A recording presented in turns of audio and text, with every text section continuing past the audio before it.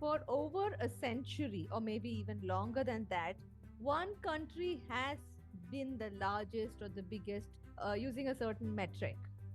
In 2023, India surpassed them, and today we are the biggest, largest by whichever metric I'm talking about. Population. Absolutely. Last year, we became like the country with the largest population, surpassing China. Yeah, we have now 1.43 billion people. Now, my question to both of you is this a good thing or a bad thing? I liked it that India is, of course, a growing country. We see that out of the 1.43 billion people, majority are the youth right now. But the disappointing fact is that when we reach the year 2040 or 2050, we might end up like Japan, where we have majority people like they're above the age of 40. In the short term, it's very good. We need to leverage it till the 2030s. I don't think it's a good thing because I don't think we have a human resource development or like education system good enough to sustain so many people. And I don't think that there is enough employment. Like, already, so much of our workforce is migrating to other countries, like developed countries like the US, Canada, Japan, Korea. Yeah, it can be looked at in both ways. It's a wonderful way for us to kickstart our conversation today. For all of our listeners, hi, you're listening to What's New Today. This is a podcast about current events shaping our world. I'm Sangeeta, the host of this podcast channel, and joining me today are two children. These two children love reading, love finding out about things that's out there in the real world. Hello everyone, I am Mitansh. I am from India. I am a 15-year-old and currently I am preparing for my board exams. Wow. Good luck. We are now in December, so your exams are in April. 2 months. No, no, no. It's February. February. Okay. That's the last Yes. one. And I'm very happy you're taking time out to read about what's going on in the real world in the middle of doing physics, chemistry, biology, and maths and all of those subjects. Okay. You need break from doing that. So it's basically I'm happy. What's New Today podcast is your break. I'm thrilled. Hello everyone, I am Shambhavi Nautiyal from Alcon Public School, New Delhi, India. I am presently 13 years old and in ninth grade, and I have been on this podcast channel twice before. Twice before. Welcome back, Shambhavi. I should say welcome back to Mitansh also.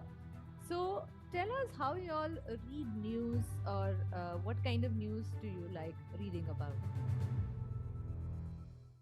I usually get the newspaper like after our interval, and then we usually don't have time. But I think I am able to read at least the front page, which mostly contains news about like technology, the plans of the Indian government, and foreign news. So when you say you get the newspaper during the interval, you're talking about your school, is it? Yeah. same. I also read news in the printed format only. I read Times of India. So I majorly, rather than the headlines, I go over the editorial page where there are all these big writers.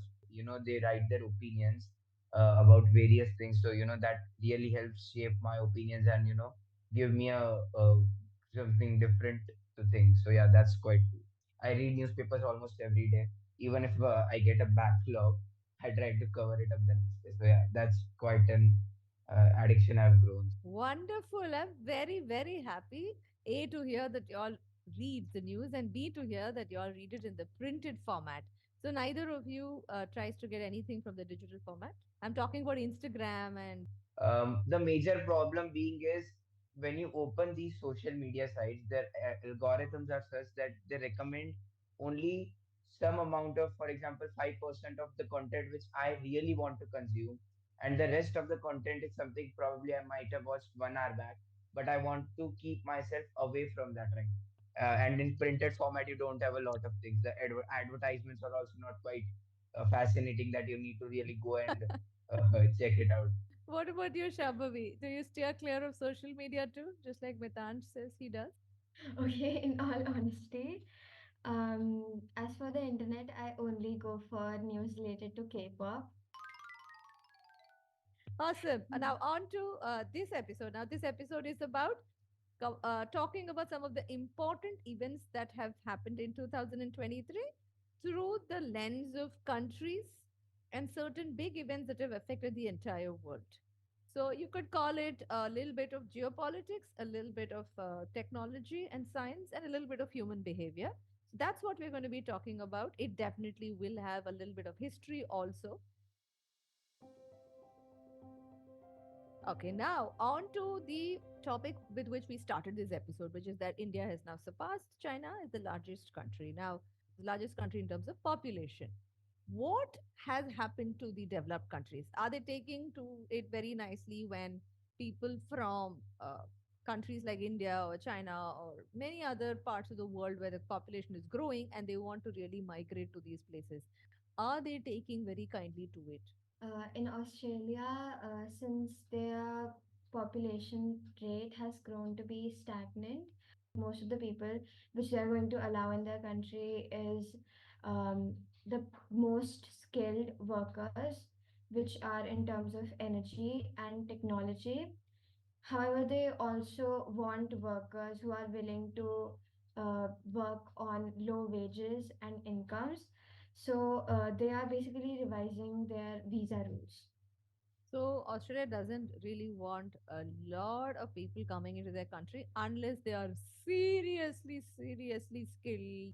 Or the other end of the spectrum, there are people with very, very low skills and we'll pay you peanuts, then you can come to our country.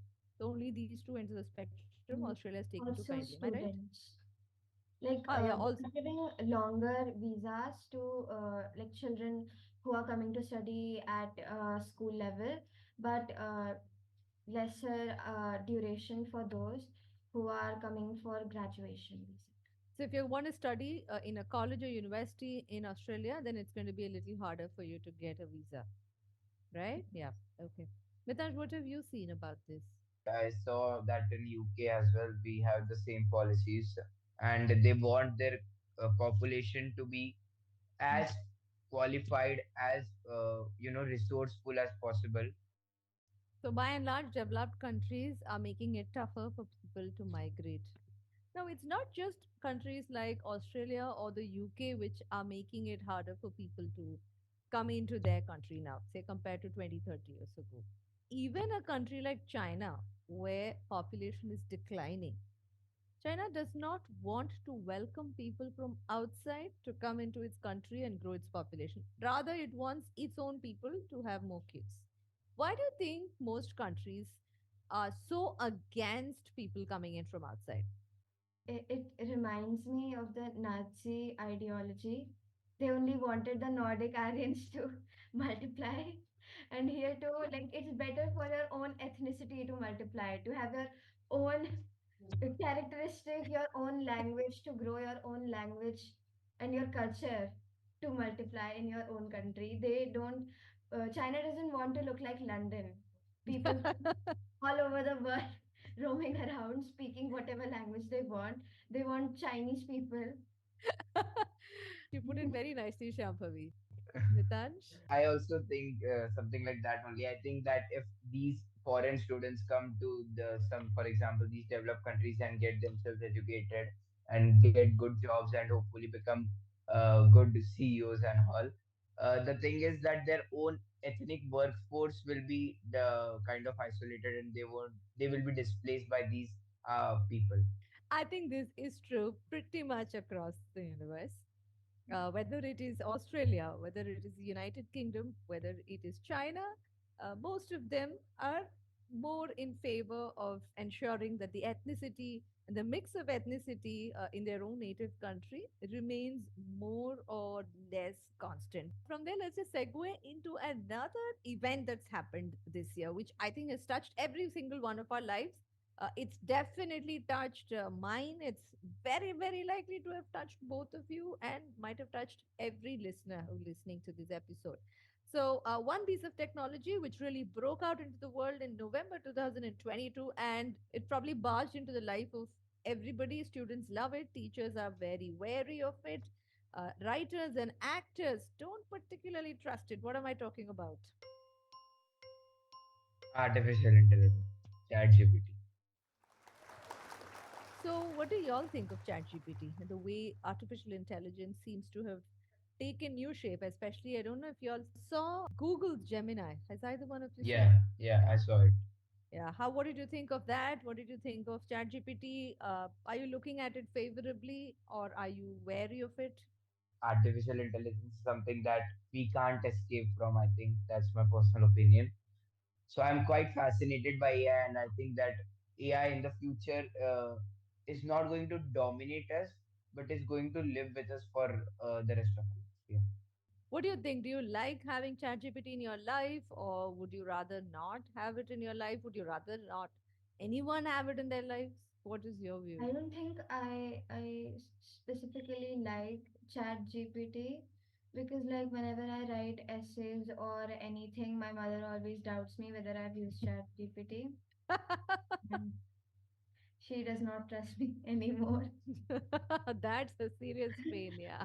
Um, but like yeah, apart from that, when I used to like use it for making PowerPoint presentations, so I think it helped me a lot with that. So basically, neither one of you is seriously wary of ChatGPT taking over live things like that. You know, if social media can do it, then why not ChatGPT? Anything can take over our lives. We are meager creatures and we do not have any self-control. Oh my God. Such words of wisdom from a young teen. On to another topic, which has, which is the world split into two poles, possibly, which is the Israel Hamas conflict, or should we say the Israel Palestine conflict.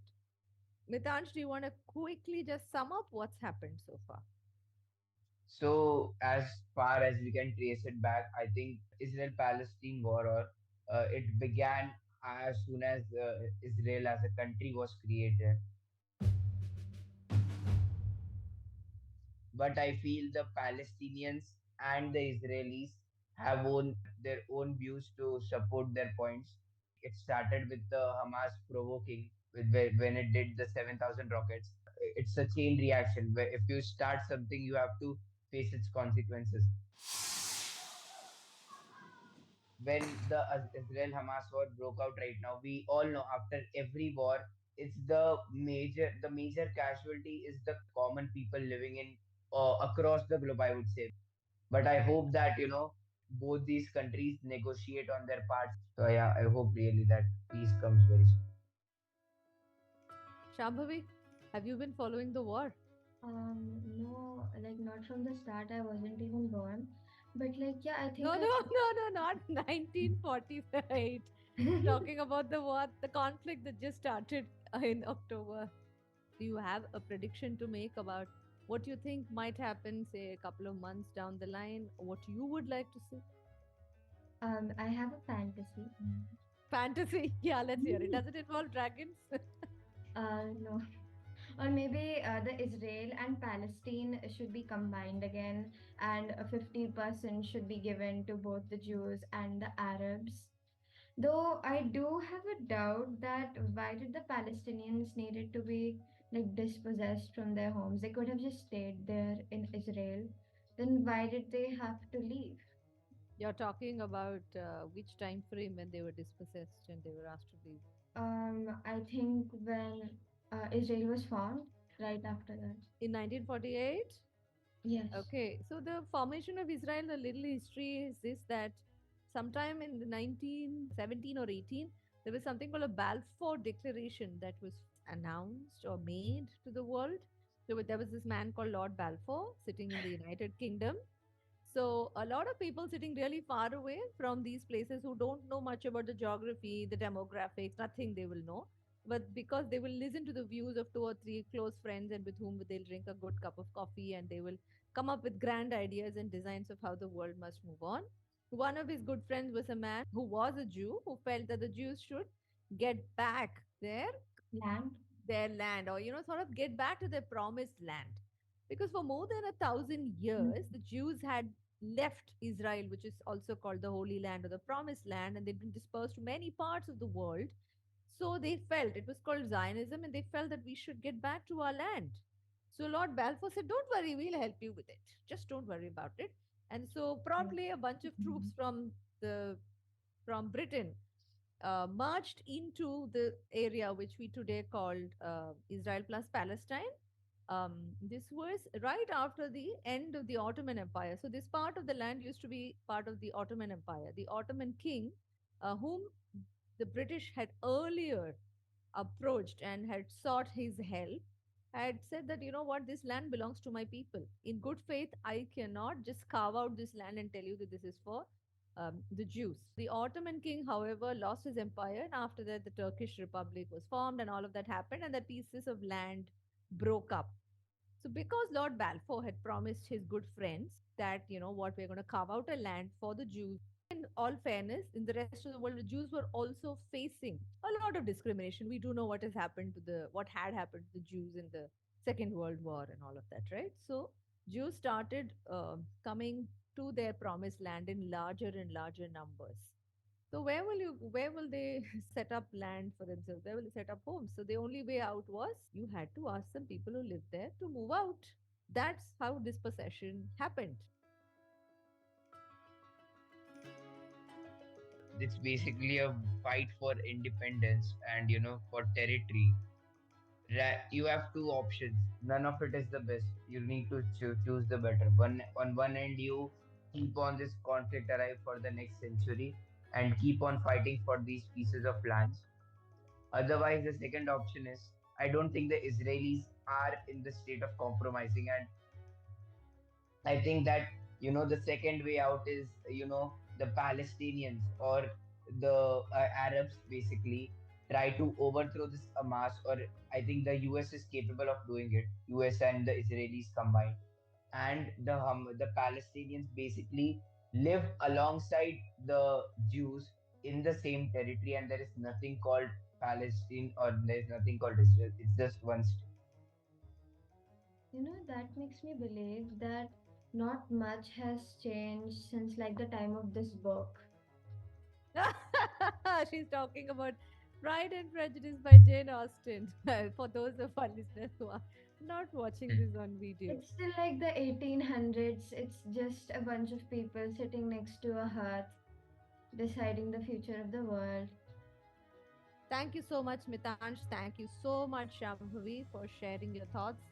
And please continue to read the newspaper in its printed form, unaffected by any algorithms. It's always a safe place to get your news. Or, of course, you can come to Watch New Today podcast, where we try to keep it as simple and straightforward, Yes. mostly with just facts.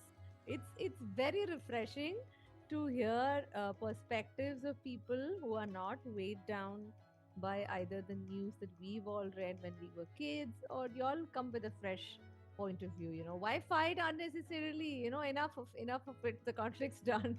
The country's been created. Let's accept it. Thank you once again. Bye bye. Bye, bye, everyone.